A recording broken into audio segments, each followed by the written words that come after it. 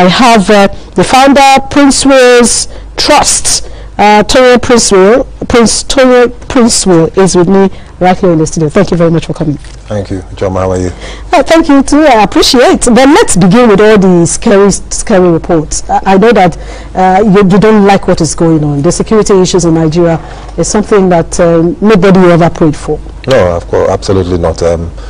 It's quite unfortunate. Earlier on this morning, I just welcomed some of my business partners who came in to invest in Nigeria. And I'm just praying that they didn't switch on the TV to watch or listen to the news, because if you listen to the news, you'll be asking yourself whether this is a country you want to invest in. Without a shadow of a doubt, insecurity is a major issue. It hampers development. And one of the biggest challenges we have, which is insecurity, is linked to unemployment. These young Nigerians have no future if you can't guarantee employment. And employment can only be created by the business sector. And if the business sector is not investing, then there's lack of employment. So it's unfortunate that the news is so negative, but the news is reflecting the reality. You cannot say that this is not happening, and you don't expect the news not to report it. But there are many issues, and I'm sure we'll discuss them as the evening goes on. But the summary to it is that we can't invest in our youths if we can't create jobs for those youths, and naturally they will find some other way of raising incomes for themselves. And this is what we're seeing now. But when we talk about investing in our youths, people will look up to the likes of you because you have been in the corridors of power. You have been in the political circle since 1999, if I'm not mistaken. And looking at you now, saying that if you don't invest in our youths, the youths watching you will say, what have you done to invest in them? What are you planning to do? Well, I guess the wrong person to point that finger, because my middle name is investment, and investment in youths. I've been investing in youths for a long time, and next year will make it 20 years since I've been doing philanthropic activities. So I'm the wrong person to point at. I've never held a political office before. I'm flattered that you say I've been in the corridors of power. Of course, you have been a politician, very active one. Yeah, but when you decide to contest an election, it doesn't mean that you're in the corridors of power.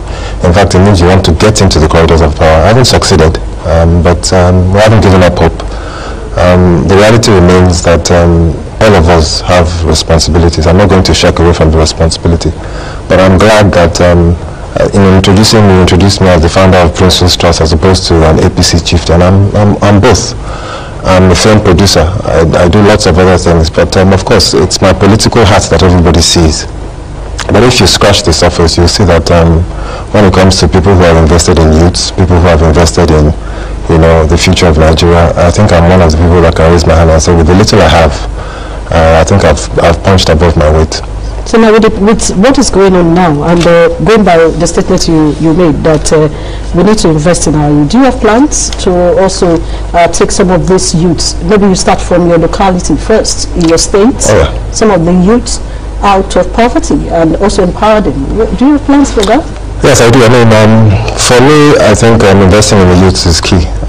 Everything we're seeing now is part of that problem. If we do not invest in the youth, this is what we see happening.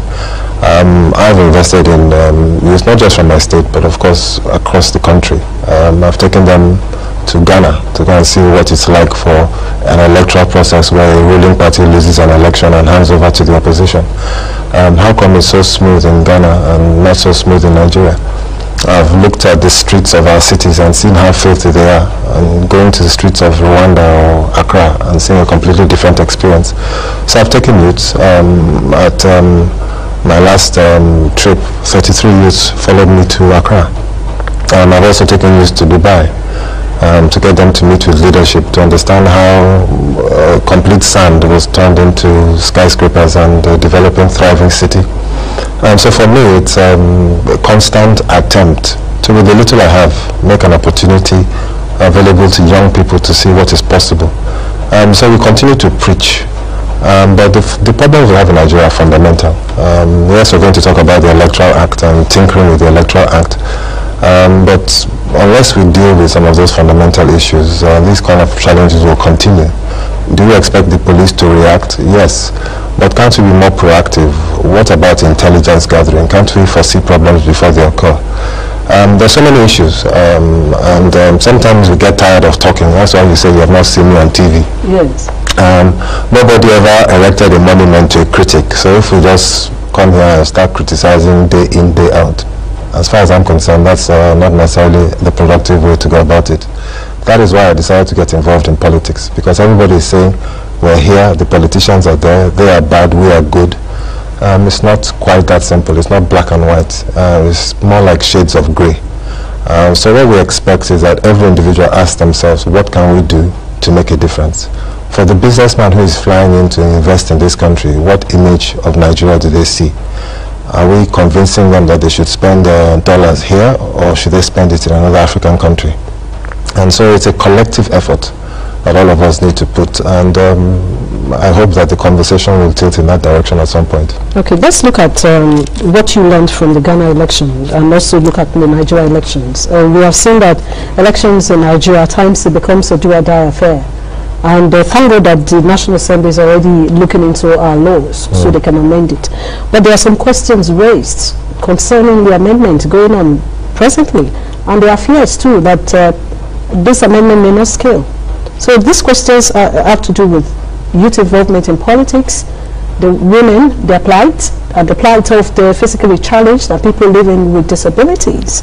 And it seems that they are not properly, they didn't properly involve them, even in this new electoral act that is on the pipeline. Absolutely. I think you know, when it comes to Ghana or any other place where you see elections working, the challenge always is where are the consequences for negative actions.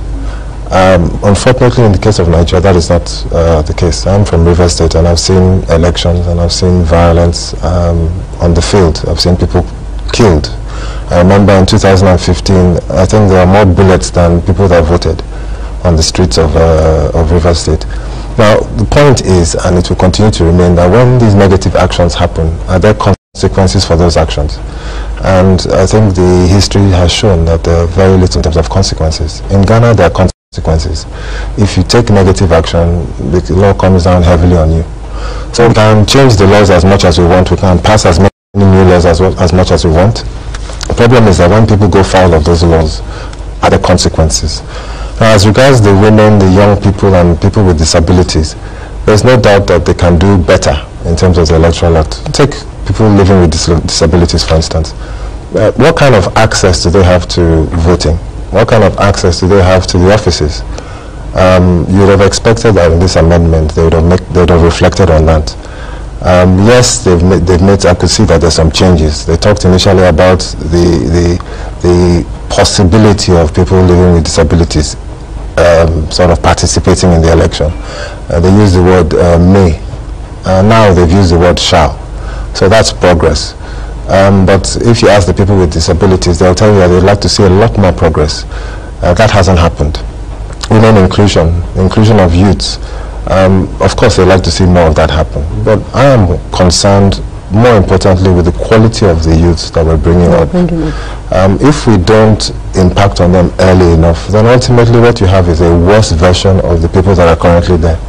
I don't see that many of the youths have fully imbibed some of the things that we're preaching. So it's not just about your age, but it's also about your orientation.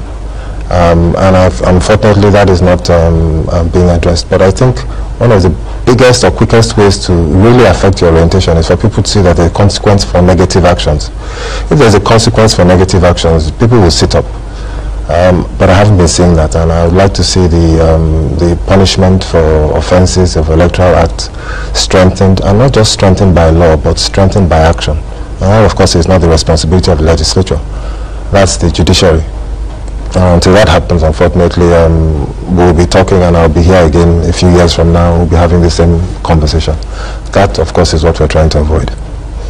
Okay, before we go into the leadership question, let's just quickly go for a short break and be back. And when we come back, we'll be talking more of leadership and the challenges that we have in Nigeria, while we feel that there is leadership deficits and what we should do. Stay with us. We're still looking at the issues of leadership. Going by what's going on in Nigeria, before I come to ask you this question, let me quickly take this question, this statement coming from Best at Sam Best. He said, "General, we have a deficit leadership, and the man who sought power 4 times before he became a president has no leadership ability." That's your opinion, and should is calling for the resignation of the president. It's not easy to call for the resignation of the Nigerian president. If he doesn't want to resign, maybe you just go to the National Assembly, because without the National Assembly, the president cannot be impeached. And that's what he's saying, that we are having leadership issue. He has said there is leadership problem. The leaders now do not have what it takes to govern a state. And if we have leadership deficit, this question keep arising on a daily basis. That's been a question even before this regime. We have asked, what kind of leaders do we need in Nigeria to stabilize this country? Now I want to find out from you too, what should we expect from the kind of leaders that you want to build? I saw some of the jingles that you did, trying to send about 90 of River State indigenous out of from Abuja down to Dubai for leadership training. But what will you give to them? First of all, it's just 10. I wish I could 10 of them. Yes, I wish I could afford 90, but just 10. But I'm sure that others will also chip in and ultimately give people the opportunity. Anytime I travel abroad and I see what is possible, when I return here, I sometimes am motivated to do more. And I'm sure others will do the same. Look, leadership deficit, there's no doubt that we have a leadership deficit problem, not just at the federal level, but at the state level, local governments, in institutions, businesses, you name it. We don't have simply a leadership problem. We have a systemic problem. I don't care who comes after Buhari. You're going to have similar news stories, insecurity, lack of employment. So we're not praying to have that again. No, it's not about praying. The point of the challenge, absolutely. You know, we've got to have faith, yes, but we've got to include works as well in that. If you're a leader, you will not just sit down and tell your people following you that we're praying about a solution. They expect you to work towards one as well. So what we need in Nigeria is a root and branch upheaval. I believe, and this is just my opinion, that the police have been seriously underfunded, and I think it came really from a position where the military were in charge, and the military probably being in charge favored the armed forces as opposed to the police forces. And when you go, you look at the state of where the police people stay, you see the conditions of their service and so on and so on. This was part of what triggered the recent NSAS protest. So when you have a police force that is not equipped to deal with the initial foundations of security, then you can't build anything on top of that. Now that's the fundamental issue, which I don't know if people are seeing it or they're deciding to ignore it. So when you plant a mango tree and you suddenly have mango as a fruit, I don't understand why anybody should be shocked by it. We don't have a police force that is capable or equipped to deal with issues. Now, you have a challenge in Imo State, you have a challenge in River State, you have a challenge in Taraba, you have a challenge. Is the police, are they ready to deal with these multiple sets of challenges? Even the Americans could not deal with insurgency. It's not the Nigerian police that will deal with insurgency. We're not equipped to deal with Wahala. So why don't we address the fundamental issues to prevent the Wahala in the first place? So which are these fundamental issues? Now, I think the most fundamental issue in Nigeria for me is the absence of employment. I think if you can't employ people, then you can't control them. Look at China. China has 1.8 billion people.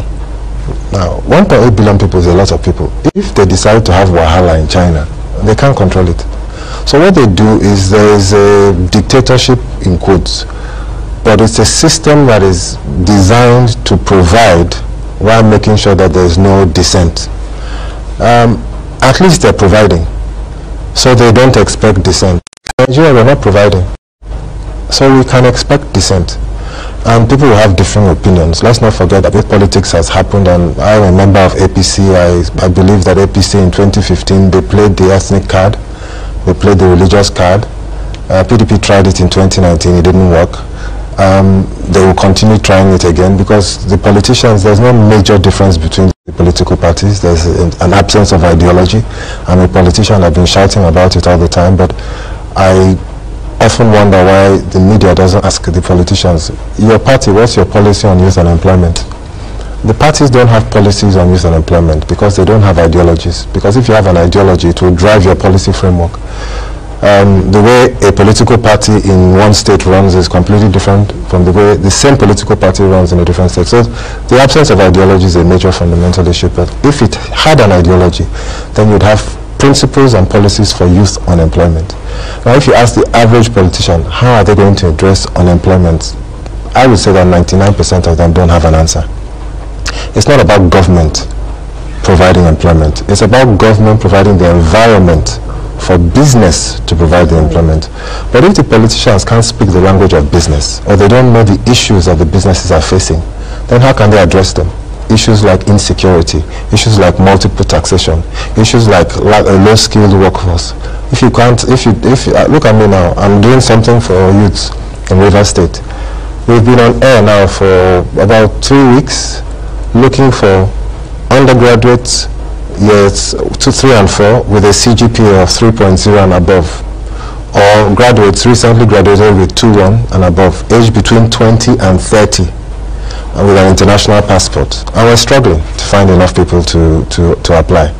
So even when you said just 10 of them that you need? We just want 10. Oh, you're yet to if we wanted 20, it would have been an impossible task for us, because many of them they're skeptical. They think, wow, all expense trip to Dubai, 5-star hotel, full itinerary, an opportunity to meet leadership in Dubai. They think it's too good to be true. Who does that? There's a skepticism, and it has created a paralysis that people see it and they think it's some kind of game. I'm not involved in the selection process. It's independent of me. All I'm doing is providing my hard-earned money. I'm not a government contractor. To take the youth away from the street. We have to do something about these young people. It's not just about throwing money in their direction. I sent some people for training the other day. I paid for 10 people. Only 7 showed up. I had to call the other 3 to ask, what the hell, why didn't you show up? If you weren't going to show up, why don't you tell me you're not showing up? One of them said he didn't have transport to attend the training. Another one said that he didn't realize that it was genuine. Okay. Now, the challenge, of course, is that we need to actively engage these young people. If not, they will actively engage us. That's it. Now, let me go to the tweets. They're already asking you a question. I have this one coming from Kayode Lushe. It said, can this, our guest, please submit suggestions on the way forward on Nigeria's issue to the presidency and National Assembly as part of a quota to help the nation? So what he's saying is your suggestion to the National Assembly as well as the presidency, since you are a member of the APC, maybe when you gazette it or in your own private I've been doing it, and I don't just come and talk publicly, I talk privately, and they are watching, so you can be rest assured that what I'm saying is also getting to them, of course. Then Mario Anthony is saying the bane of leadership in Nigeria is as a result of tribal power carelessness. We have more of ethnic and tribal warlords than national leaders that are outward looking. Until we tackle the system failure, the vicious circle will continue. And if young Ntia is saying, good evening, IG. Leadership improvement in Nigeria will be hard to achieve until those in authority today see the incompetence and vacate the office for capable hands. For example, how could people be accused of link with terrorists yet the presidency defend himself? And Elder Dayo Adebanjo, where are those that called for Jonathan's resignation? Things have really gotten out of hand now. The past president should speak now. This administration seems to be confused. God bless Nigeria. Now, I'm going to take you on what Amir Fiong is saying. He said leadership improvement in Nigeria will be hard to achieve until those in authority see that they're incompetent. They're looking at competence of government. You said something about leaders and parties without ideology. That's why the politicians don't know where to go to or what to hold on to. But that seems that the problem is coming from the foundation, the political party. Well, look, this is not just one fix that you just remove something or change one thing and everything falls into place. It's a comprehensive root and branch and this, but you need to start from somewhere. And I want to take on people who talk about leadership and just think that A is competent and B is incompetent. I think it's important that people understand that really our leaders emerge from a political process, which many people choose not to get involved in because they taint politicians as the problem. If you have, I'm a football fan, I'm a Manchester United fan, and I know that the quality of play is directly linked to the players on the field. Now, if you think that the quality of the political class is poor, then why are you afraid to engage yourself in it? If you're courageous, join a party. Join a political party. Enter the political process. But if you're a coward, then remain a spectator and keep quiet. Now, if you enter the political process, you find out that the politicians don't have two heads. I came from the private sector into the political space. I embrace the name politician. I'm not ashamed of it. But I have my record. Now, individuals who think that they can contribute to the political process should get into the political process. Recently, we did APC revalidation. New membership, getting in, people who are getting involved. Because truthfully, is that if everybody is gathered in a room and they want something to happen, it will happen. But if you think you sit down in your house throwing stones and criticizing and tweeting about the solution, that's not what happens. You need to engage yourself in the political process. Input equals output. Now, if you don't get the right players into the team, then the style of play will not change. But you know what? You know, in Nigerian politics, there is a style of sit-tight syndrome in the political parties where they just have and they don't allow younger ones to grow. Younger ones are not supposed to wait for themselves to be allowed. They should take it by force. Absolutely. What are they? I mean, are they cowards? I was 37 years old when I got into the politics, and I defeated a seasoned politician who was known as the bulldozer of Rivers politics. We chased him out. What are you waiting for? Your children, you finish school, there's no job for you. Is that acceptable? You finish school, there's no job for you. We're talking about school fees. You have parents struggling to pay their children's school fees, only to come out as graduates.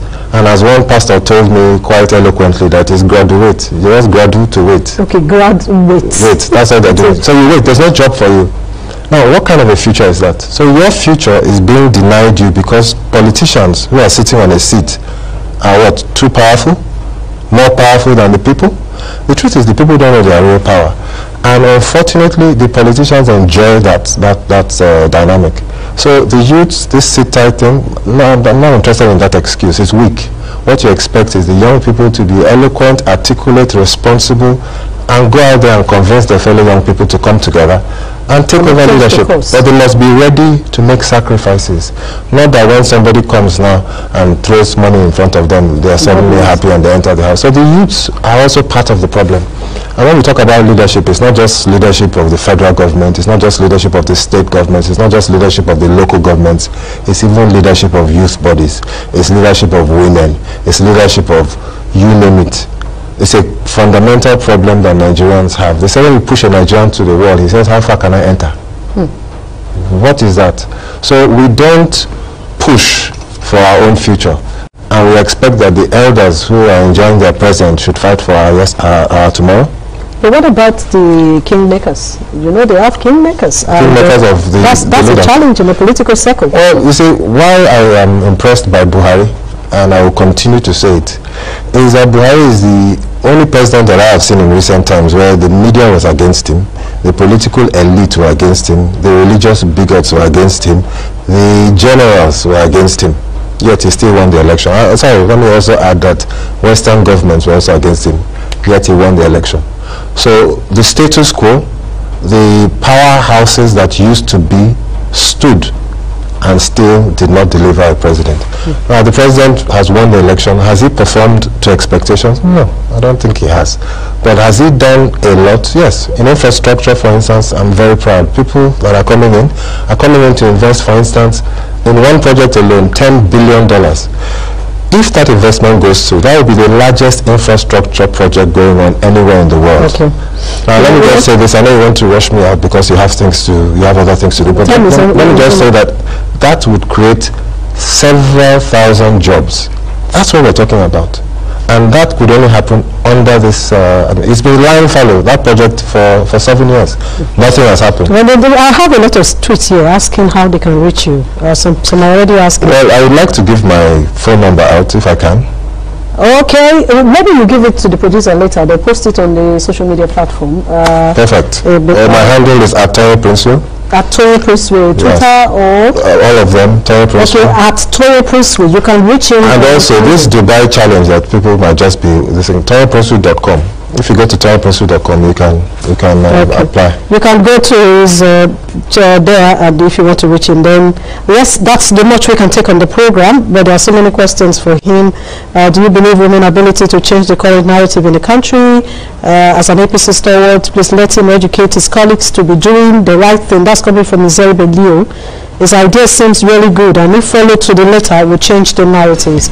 That's the much we can take on the program tonight. Remember to join us tomorrow at 7 p.m. and tweet at me at EG or Samu. Until then, good night.